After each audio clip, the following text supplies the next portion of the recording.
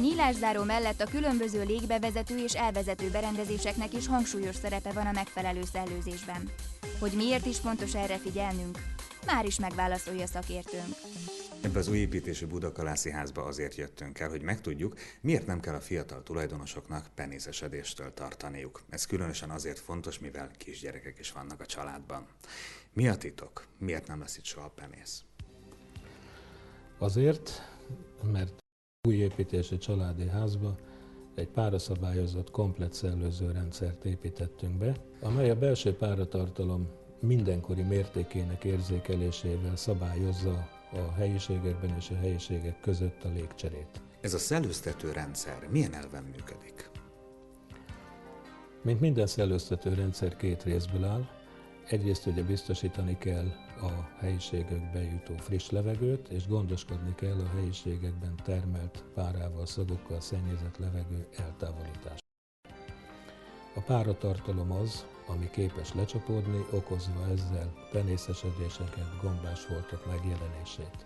A rendszerelemek rendelkeznek egy beépített páratartalomérzékelővel, amelyik érzékeli a helyiségben a párafeldúsulás mértékét, és annak megfelelően automatikusan nyitja, zárja a zsaluit, ezzel lehetővé téve a levegő beáramlását, illetve a szennyezett levegő eltávolítását.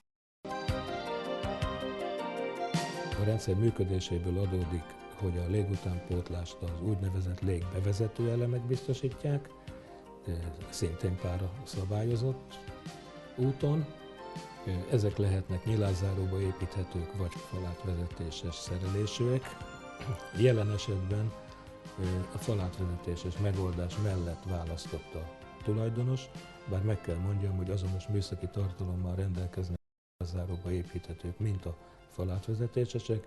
Ez tisztán igényes ízlés kérdése, hogy melyiket alkalmazzuk. Biztosan nagyon sokakban fölmerül most a kérdés, hogy utólag mit lehet tenni. Utólag a helyi adottságoknak megfelelően nyilván egy gondos felmérés és egy utólagos tervezés alapján megoldható, javítani lehet. Sok esetben végleges megoldást is lehet alkalmazni. Nyilván ugye figyelembe kell venni bizonyos feltételeket. Ilyen alapvető elemi feltétel, hogy a lakásban működik-e valamilyen kéménybe kötött nyílt égésterű gázkészülék, vagy nem. Az ugyanis kizárja a gépi elszívást biztonsági okokból. Ott gravitációs úton lehet gondolkozni. Igényel-e karbantartás, tisztítást a rendszer? Minimális karbantartási igénye van. Tulajdonképpen a lakó egy évben egyszer-kétszer egy kis porecsettel a rendszerelemeket megtisztogatja, és kész. Kérem, mutassa meg nekem akkor ebben a házban, hogy milyen elemeket építettek be, már ami látható belőle. Ebben a hatalmas konyha, nappali, étkező légtérben összesen 4-et számoltam ebből az elemből. Pontosan mi ez? Ezek a úgynevezett légbevezető elemek biztosítják a friss levegő bejutását a helyiségbe. Ez falátvezetéses kivitel, ahogy az építtető kívánta. Ezek érzékelik a belső páratartalom mindenkori mértékét, és a zsalők nyitásával, zárásával biztosítják a mindenkor megfelelő mennyiségű levegő beáramlását a helyiségbe. Itt tehát beáramlik a friss levegő, de mi a helyzet a vizes helyiségekkel, ahol távozik a párával teli fáradt levegő? A vizes kiszolgáló helyiségek a szívott helyiségek.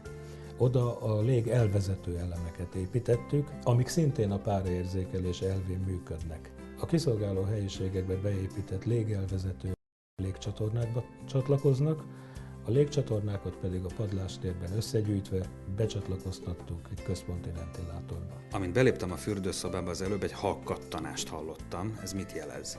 A fürdőszobai légelvezető elem mozgásérzékelős. Ez azt jelenti, hogy a helyiségbe belépve, emberi mozgást érzékelve, automatikusan megnyílik a zsalu, ezzel azonnal elindítva a szellőzést.